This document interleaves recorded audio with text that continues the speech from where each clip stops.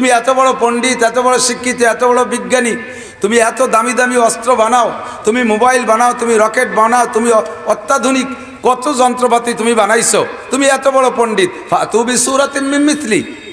কোরআনকে বিশ্বাস করো না, কোরআনকে ভালোবাসো না, কোরআন মানতে মনে চায় না, কোরআনের সংবিধান তোমার ভালো লাগে না, কোরআনটা আমার মোহাম্মদের রচিত বলে তোমার সন্দেহ হয়, তাহলে মোহাম্মদ তো লেখাপড়া জানে না, কোনো প্রাতিষ্ঠানিক লেখাপড়া সে করে নাই, কোনো স্কুল কলেজ মাদ্রাসায় সে পড়ে নাই, সে উম্মি মাদারজাত অশিক্ষিত মানুষ। এই মানুষটা এত শক্তিশালী একটা কোরআন তোমার সামনে না পেশ করে দিয়ে সে চ্যালেঞ্জ করে দিল, তুমি এত বড় পণ্ডিত, ফাতু বিসূরাতিন মিন মিসলি, ওর মধ্যে 114টা সূরা আছে, তুমি তার ছোট্ট থেকে একটা ছোট্ট সূরার মতো সূরা বানায় দেখাও। এখনো পর্যন্ত কোরআন নাজিল হওয়া থেকে নিয়ে সারা দুনিয়ার সমস্ত কাফেরদের আন্দোলন, ইহুদিদের আন্দোলন, নাসারাদের আন্দোলন, হিন্দুদের আন্দোলন, বুদ্ধদের আন্দোলন, খ্রিস্টানদের আন্দোলন, সকলের আন্দোলন হলো মুসলিম নিধন আন্দোলন, কোরআন নিধন আন্দোলন। আল্লাহর কোরআনকে দুনিয়ার থেকে মুছে দেবে, এ কোরআনকে রাখবে না, এই আন্দোলন তারা চালিয়ে যাইতেছে। এই সারা দুনিয়ার সমস্ত পণ্ডিতরা আন্দোলনের ভিতরে ছোট্ট থেকে ছোট্ট একটা সূরা তোমরা তৈরি করে দেখাও, আজও পারে নাই, ইনশাআল্লাহ কিয়ামত পর্যন্ত পারবে। এর ভিতরেও আল্লাহ তাআলা আমাদেরকে কিছু হিদায়তি কথা বলাও শোনার জন্য, জান্নাতের আশায় জাহান্নামের ভয়ে, হিদায়তের আশায় গুমরাহির ভয়ে, জান্নাতের আশায় জাহান্নামের ভয়ে, আল্লাহ তার রসুল সাল্লাল্লাহু আলাইহি ওয়াসাল্লামের প্রেম ও ভালোবাসা নিয়ে আশার বসার তৌফিক দান করেছেন। শুকর আদায় করি আলহামদুলিল্লাহ। প্রাকৃতিক দুর্যোগ সুযোগ সব কিছুর মালিককে আল্লাহ পাক, অসংখ্য গুণের অধিকারী, অপরিসীম ক্ষমতাশীল, ফাআলুল লিমা ইউরিদ, আলা কুল্লি শাইইন কাদির, সর্বকিছু করার ক্ষমতা রাখেন এবং যা খুশি তা করেন ও করতে পারেন একমাত্র আল্লাহ। আজকে আমাদের মাহফিল উপলক্ষে বৃষ্টি আমরা কামনা করছি না, রব্বুল আলামিন ইচ্ছা করেছেন বৃষ্টি দিবেন, আমাদের দ্বিমতের কোনো কারণ নাই। দ্বিমত করে যদি এক পয়সার লাভ হতো তাহলেই না দ্বিমত করতাম, দ্বিমত করলেই কি বৃষ্টি থেমে যাবে? বৃষ্টির মালিক ইচ্ছা করেছেন বৃষ্টি দেবেন, বরঞ্চ পক্ষে থাকি তাতে যদি একটু লাভ হয়। আল্লাহ পাক রব্বুল আলামিন যে হালাতে যে অবস্থায় যা কিছু করেন আমরা সর্বহালাতে সন্তুষ্ট থাকব, বলি আলহামদুলিল্লাহ। বাংলায় বাংলাদেশে মাসের নাম কি? জ্যৈষ্ঠ মাস। বর্তমানে কি মাস? বৈশাখ জ্যৈষ্ঠ তো কাল বৈশাখীর মাসই, আমরা নামই রেখে দিছি এর নাম কাল বৈশাখ। কাজেই বৈশাখী জ্যৈষ্ঠের ঝড় আসবে, এ জায়গা তার নামে সমালোচনা করে লাভ নেই। মাঝে মাঝে বলে থাকি, 5টা বিষয়ে আল্লাহ পাক রব্বুল আলামিন একেবারেই নিজ হাতে রেখেছেন গোপন। ইন্নাল্লাহা ইনদাহু ইলমুস সাআ, 1 নম্বরে কিয়ামত কবে হবে এটা কে জানে? যে ইসরাফিল আলাইহিস সালাতু ওয়াস সালামের সিঙ্গার ফুকে দুনিয়া ধ্বংস হবে, সেই ইসরাফিল আলাইহিস সালামও জানে না কত সালে ফু দিতে হবে, একটুও তারিখ জানেন না। যেদিন ফুক দেওয়ার হুকুম হবে সেদিন ফুক দিবেন আর ধ্বংস হবে।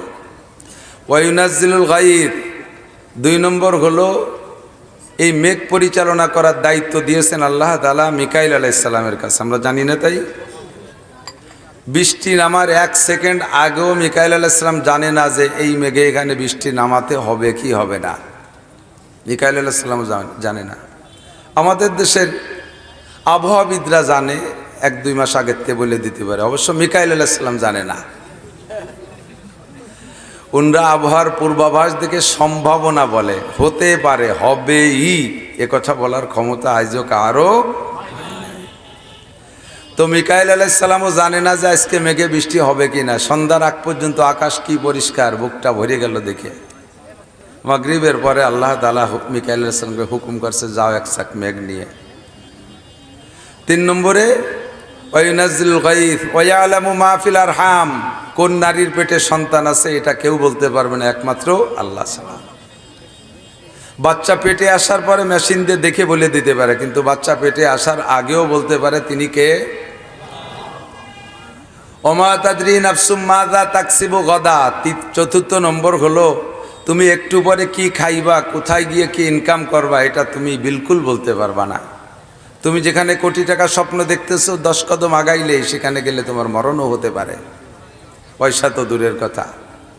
সামনে মাখানে ভাত লোকমা মুখের কাছে চলে গেছে, মুখেও দিয়ে ফেলাইছেন, ওই লোকমাটা হলকুমের নিচে নাও যেতে পারে, সম্ভাবনা আছে না নাই? জানে কে? 5 নম্বর, ওমা তাদরি নাফসুম বিআইয়ি আরদিন তামুত, কে কোন জায়গায় গিয়ে মারা যাবেন এটা আপনি বলতে পারবেন না।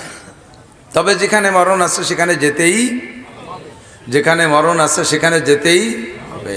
শত সিকিউরিটির ভিতরেও যত কৌশল অবলম্বন করুক না কেন, মরণের স্থানে যেতেই হবে, যার নগদ প্রমাণ হলো ইরানের প্রেসিডেন্ট এবং পররাষ্ট্রমন্ত্রীর মৃত্যু। আগে পিছে হেলিকপ্টার 2টা পাহারা দিয়ে নিচ্ছে, যেই সময় মরণ হবে সেই সময় আগে পিছের 2টা কোন দিক চলে গেছে তার ঠিক নেই। আর ওনারটা সেখানে গায়েব হয়ে গেছে, মরণের ঘাটিতে ওনাকে যাওয়াই লাগছে, ঠিক না?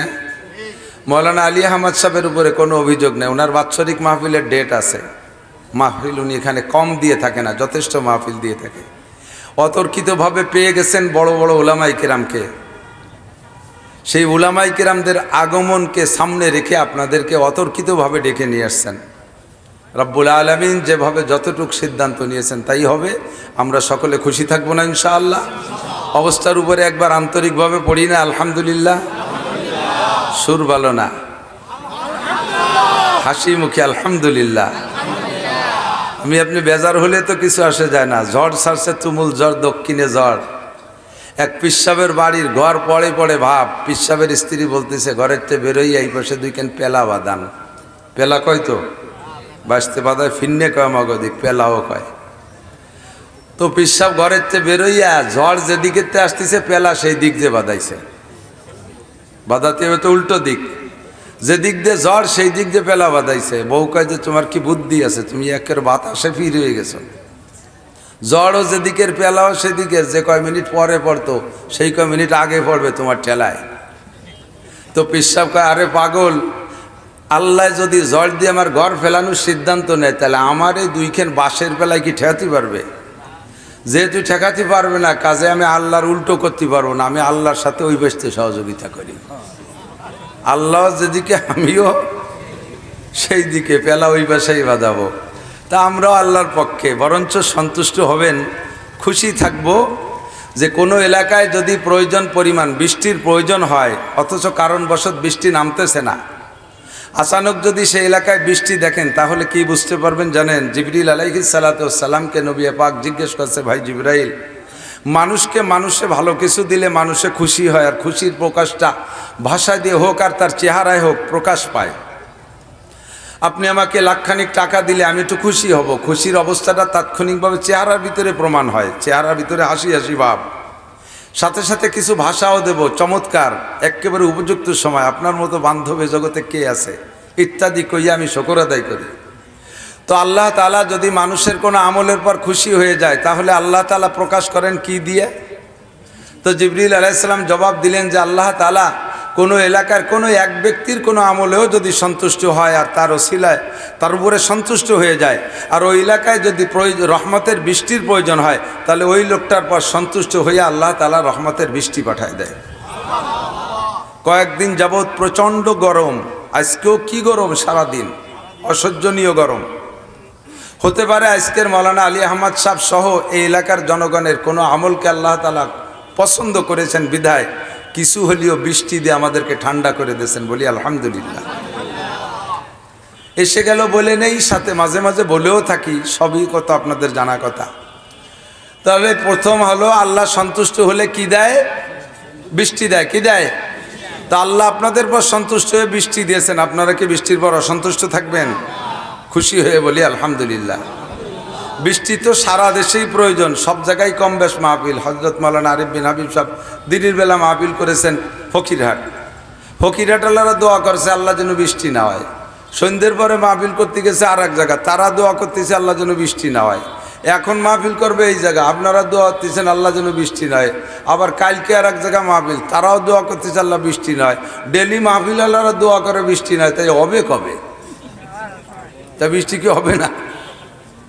এখন ধরে নেব যাদের মাহফিল আল্লাহ কবুল করছে তাদের ওসিলায় সেই এলাকায় বৃষ্টি হবে, বলেন আলহামদুলিল্লাহ। ভাই জিবরাইল আল্লাহ তাআলা যদি ওই লোকটার উপরে আরো খুশি হয় তাহলে কি প্রকাশ করে? কয় যে আল্লাহ তাআলা ওই লোকটার একটা কন্যা সন্তান দান করে। কোন সুবহানাল্লাহ। তাহলে মাইয়া হওয়া কিসের লক্ষণ? আল্লাহ পাকের সন্তুষ্টির লক্ষণ। বলেন না আলহামদুলিল্লাহ। যাকে ঘর ভরে গেছে মাইয়েতে তারা তো আলহামদুলিল্লাহ বলতে রাজি না। কয় যে হুজুর কত ডুন হয়েছে আপনার মাইয়ে? বেশি হয় নাই, 2 মাইয়া আলহামদুলিল্লাহ। যদি একের পর এক 6টা 7টা হইতো আর যদি কালা কালা হইতো তাহলে আর আলহামদুলিল্লাহ আসতো না, তাই নাকি? সর্বহালাতে কন্যা হওয়া আল্লাহর রহমত, আল্লাহর সন্তুষ্টির লক্ষণ। আমরা বলি আলহামদুলিল্লাহ। ওই লোকটার পর যদি আল্লাহ তাআলা সর্বোচ্চ খুশি হয়, সর্বোচ্চ খুশি, খুব বেশি খুশি হয়ে গেছে, তাহলে কি করে? আল্লাহ তাআলা ওই লোকটার বাড়ি মেহমান পাঠিয়ে দেয়। ওই লোকটার বাড়ি তো মৌলানা আলী আহমদের মাহফিলকে আল্লাহ তাআলা তার কারণে, তার মাদ্রাসার কারণে পছন্দ করেছেন, বৃষ্টি দিয়েছেন। আল্লাহ তাআলা আশা করি তাকে আরও ভালোবেসেছেন, তার একটা কন্যা সন্তানও দেশে। আল্লাহ তাআলা তার উপরে সন্তুষ্ট, সর্বোচ্চ সন্তুষ্ট হয়ে গেছে। মাহফিল মাদ্রাসা মেহমানে ভরপুর হয়ে গেছে। বলেন আলহামদুলিল্লাহ। তো সিজনে যে সময় যা, সে সময় তা হওয়ার নাম নেয়ামত, সে সময় তা না হওয়ার নাম গজব। এখন বৃষ্টি হওয়ার নাম নেয়ামত, এ সময় বৃষ্টি হবে, ঝড় হবে। কাজেই যতটুকু আসছে আমরাকে নেয়ামত হিসেবে বরণ করি, বলি আলহামদুলিল্লাহ। সংকীর্ত সময় বেশি নষ্ট করব না। প্রাকৃতিক অবস্থা ভালো না, আকাশে ঘুমসান মেঘ, যে কোনো সময় আরও বেশি নেমে পড়তে পারে। আমি বহুবার এসেছি এবং আল্লাহ বাঁচালে আরও আসব। আমাদেরকে পাওয়া কোনো ঘটনা না। আমরা নিকটের মানুষ, ঘর কি মুরগি ডাল বরাবর, বাড়ির মুরগি ডাল ডাল ভাব, যে কোনো সময় ধরে জবই দিয়ে গুটিয়ে মুটিয়ে খেয়ে বেলানো যায়। কিন্তু যাদেরকে পাওয়া বড় কঠিন, তার ভিতরে অন্যতম বর্তমানে আমাদের বাংলাদেশে হযরত মাওলানা মুফতি আরিফ বিন হাবিব সাহেব। আমাদের অনেক জুনিয়র, একসময় তারা আমার মাঠের শ্রোতা ছিল। আল্লাহ তাআলা তাদের এলমি ইস্তেদাদের বদৌলতে অনেক উপরে নিয়ে গেছে, তাদেরকে পাওয়া কঠিন। আমি নিজেই তার কাছে গিয়েছি আমার মাদ্রাসার মাহফিলের জন্য, সারা দিন পরিশ্রম করে খুঁজে পাইছি, লাস্টে আমি ডেট পাইনি। তো মৌলানা আলী আহমদ সাহেব কীভাবে সুযোগ মতো আমাদের ফকিরহাটের মৌলানা আমিরুল ইসলামের ওখানে হজ সম্মেলনে আসছে আজকে, আমিও সেখানে একটু গিয়েছিলাম, সেই সুবাদে পেয়ে গেছে। আপনারা বড় ভাগ্যবান, দেখেন কি পরিমাণ ইউটিউব চ্যানেল আসছে। এর নাম শুনলি মধু ছেড়ে দিলে মৌমাছি এমনি চলে আসে, মধু ফাঁকা জায়গায় রাখলে। এমন একটা মধু আপনারা পেয়েছেন, বলেন আলহামদুলিল্লাহ। মাদ্রাসার কবুলিয়াতের আলামত, যে মাদ্রাসায় আহলে হক উলামায়ে কেরামের আগমন বেশি বেশি ঘটে, বুঝবেন যে সেই মাদ্রাসাটা আল্লাহ তাআলা কবুল করেছেন। আল্লাহ কবুল না করলে এই সকল উলামায়ে কেরামকে এভাবে যে কোনো সময় পাওয়া যেত না। আল্লাহ পাক আমাদের এই জায়গা মাদ্রাসাকে কবুল করুক, প্রতিষ্ঠানকে কবুল করুক, বড় বড় আহলে হক আলেম এখান থেকে তৈরি করে বের করার তৌফিক দান করুক, সবাই বলি আমিন। আমার অল্প সময়ের ভিতরে আমি যেটা বলবো বলে ইচ্ছা করেছি, আমরা মানব জাতি, বিশেষ করে আমরা মুসলিম জাতি, আমরা কোরআনে বিশ্বাসী। কথা বলেন। কোরআনকে আমরা শ্রদ্ধা করি। আমার জীবনের চাইতেও কোরআনকে বেশি ভালোবাসি। কথা বলুন ঠিক কিনা? জীবনের চাইতেও কোরআনকে বেশি ভালোবাসি কিনা? আমার জীবনের চাইতে আল্লাহকে বেশি ভালোবাসি, আমার জীবনের চাইতে কোরআনকে বেশি ভালোবাসি। আমার নিজের জিন্দেগির চাইতে, জীবনের চাইতে আমি রসুলকে বেশি ভালোবাসি, আমার জীবনের চাইতে হাদিসকে বেশি ভালোবাসি, আমার জীবনের চাইতে একটা ফরজকে বেশি ভালোবাসি, আমার জীবনের চাইতে একটা সুন্নতকে বেশি ভালোবাসি। ঠিক কিনা? তো আমাদের মুসলমানদের আকীদা, আমাদের আদর্শের গাইড, আমাদের আদর্শের শিক্ষা সিলেবাস, মানব জাতির মানব জাতির শিক্ষা সিলেবাস হলো আল কোরআন। এই কোরআন শরীফটা এমনই কিতাব, জালিকাল কিতাবু লা রাইবা ফিহি, এর কোনো অংশের ভিতরে কাহারও কোনো সন্দেহ, কথা বলেন, আছে? যদি কেউ সন্দেহ করেন, আল্লাহ পাক চ্যালেঞ্জ করে বলেন, ওয়াইন কুনতুম ফি রাইবিম মিম্মা নাযালনা আলা আবদিনা, তোমরা যদি কেউ আমার এই কোরআনের উপরে, আমার বান্দার উপরে যে কোরআন নাজিল করেছি, এর উপরে যদি তোমরা কেউ সন্দেহ করো, ফাতু বিসূরাতিম মিন মিসলি, তুমি এত বড় পণ্ডিত, এত বড় শিক্ষিত, এত বড় বিজ্ঞানী, তুমি এত দামি দামি অস্ত্র বানাও, তুমি মোবাইল বানাও, তুমি রকেট বানাও, তুমি অত্যাধুনিক কত যন্ত্রপাতি তুমি বানাইছো, তুমি এত বড় পণ্ডিত, ফাতু বিসূরাতিম মিন মিসলি। কোরআনকে বিশ্বাস করো না, কোরআনকে ভালোবাসো না, কোরআন মানতে মনে চায় না, কোরআনের সংবিধান তোমার ভালো লাগে না, কোরআনটা আমার মোহাম্মদের রচিত বলে তোমার সন্দেহ হয়, তাহলে মোহাম্মদ তো লেখাপড়া জানে না, কোনো প্রাতিষ্ঠানিক লেখাপড়া সে করে নাই, কোনো স্কুল কলেজ মাদ্রাসায় সে পড়ে নাই, সে উম্মি মাদারজাত অশিক্ষিত মানুষ। এই মানুষটা এত শক্তিশালী একটা কোরআন তোমার সামনে না পেশ করে দিয়ে সে চ্যালেঞ্জ করে দিল, তুমি এত বড় পণ্ডিত, ফাতু বিসূরাতিম মিন মিসলি, ওর মধ্যে 114টা সূরা আছে, তুমি তার ছোট্ট থেকে একটা ছোট্ট সূরার মতো সূরা বানায় দেখাও। এখনো পর্যন্ত কোরআন নাজিল হওয়া থেকে নিয়ে সারা দুনিয়ার সমস্ত কাফেরদের আন্দোলন, ইহুদিদের আন্দোলন, নাসারাদের আন্দোলন, হিন্দুদের আন্দোলন, বুদ্ধদের আন্দোলন, খ্রিস্টানদের আন্দোলন, সকলের আন্দোলন হলো মুসলিম নিধন আন্দোলন, কোরআন নিধন আন্দোলন। আল্লাহর কোরআনকে দুনিয়ার থেকে মুছে দেবে, এই কোরআনকে রাখবে না, এই আন্দোলন তারা চালিয়ে যাইতেছে।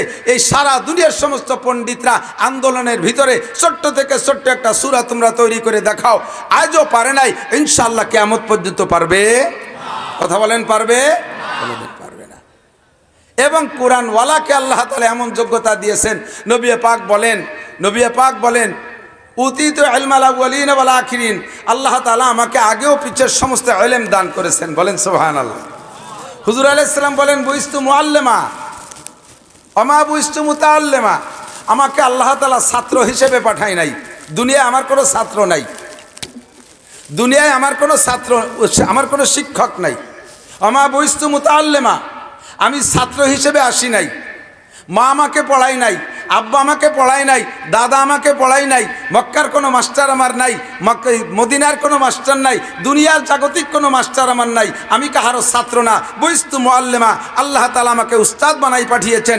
এবং এমন উস্তাদ সারা দুনিয়ার সমস্ত বিজ্ঞানীরা ঐক্য হয়ে যদি আমার নবীর সামনে এসে বসে, আমার নবীকে হারানোর জন্য নবীকে একটা অক্ষরও শিখাইতে পারবে না, এবং নবীর থেকে সকলকে শিখিয়ে যেতে হবে। মাধ্যম কি? আল কোরআন। বলেন মাধ্যম কি? মাধ্যম কি? আল কোরআন। আপনাদের বিশ্বাস আছে তো?